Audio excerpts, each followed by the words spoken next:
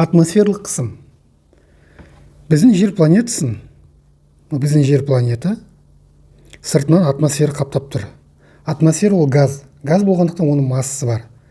Кез келген массасы бар затты жер тарапынан гравитация өзіне тартады, яғни ауырлық күшпен ол жерге тартылады.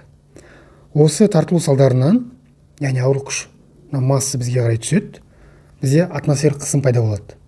Яғни атмосферлық қысым оның ішінде барлық денелерге түсірілетін қысым.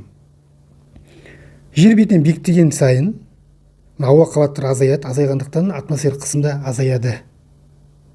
Атмосферлық қысымды барометр деген құралмен өлшейді. Барометр. Паскаль заңы бойынша атмосферлық қысым барлық затқа бірдей беріледі, және барлық бірдей бағытта.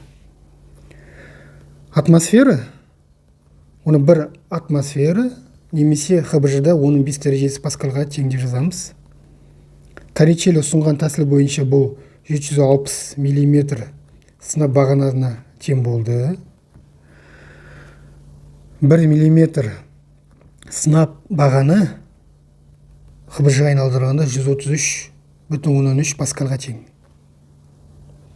Торричелли тәжірибесін қарастырайық төмендегі суреттен.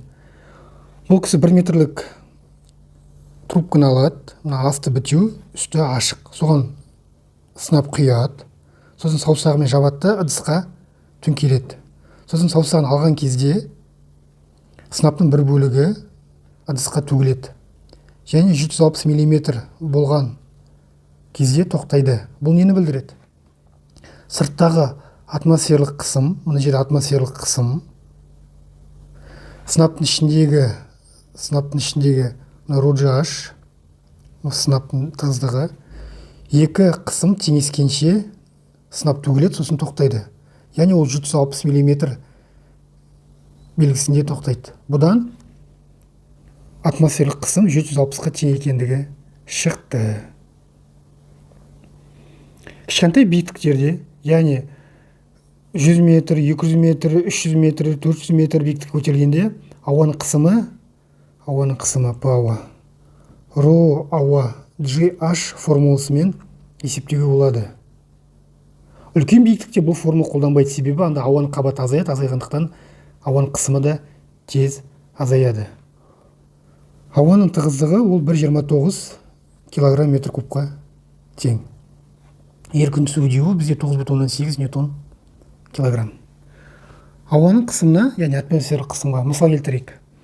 Яғни бізге атмосфера қысып тұр деп айттық. Бұған мысал ретінде мына суретті қарастыруға болады. Оң жақтағы бізге түсетін қысым, яғни мысал түрінде алақанға үлкен кісіні тұрғызып қойсақ, алақанға түсетін атмосферлік қысым сол адамның салмағына тең қысыммен қысады. Яғни өте үлкен қысым.